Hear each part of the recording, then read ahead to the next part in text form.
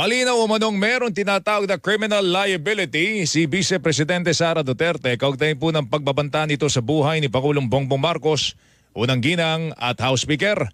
Paliwanag ni Justice Undersecretary Jessie Hermogenes Andres, dahil po sa pagbabanta sa buhay, posibleng makasuhan ng grave threat ang Vice Presidente.